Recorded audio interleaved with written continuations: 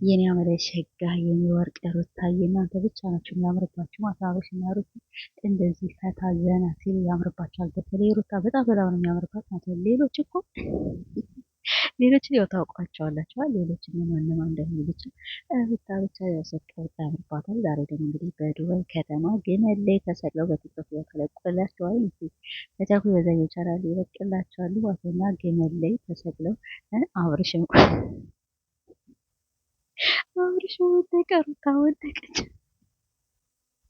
የብቻ እናት አጣጥማት ይችን እረፍታችሁ ማለት ነው።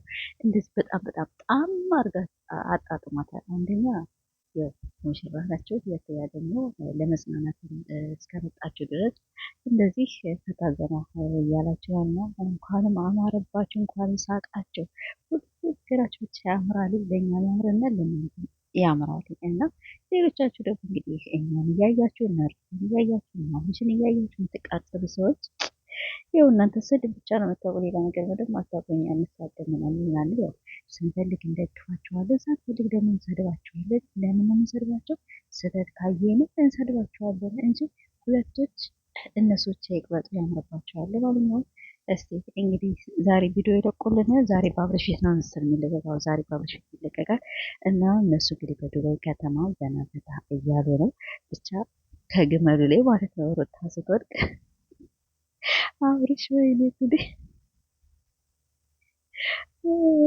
እንዴት እንደደነገጠ ልነግራቸው አልችልም። ሩታ ወደቀችብኝ ብሎ እና ነብሱ ነው አብሮ እንደዚህ መዘዝ ያለ። አቤት ፈጣሪ ሆይ ይቅር በለን ያኔ የሰደብንህ ያኔ የረገምንህ እንደዚህ በቃ የምትወዳት ልጅ እኛ መች አወቅነው? እኛ እኮ ምንም ነገር ያወቅነው ነገር ብቻ ያለፈ ነገር አለ። ለማንኛውም ፈታ ዘና እነሱም እያሉ ነው፣ እኛ ፈታ ዘና እያልን ነው። በጣም ደስ የሚል ነበረ። እንግዲህ ሾርት ቪዲዮ ነው የተለቀቀ፣ ግን እነሱ ለምን የሾርት ቪዲዮ የሚለቁ እንደዚህ እየተዝናኑ ዱባይ ከተማ ምናምን ነገር ቪዲዮ ሊለቁ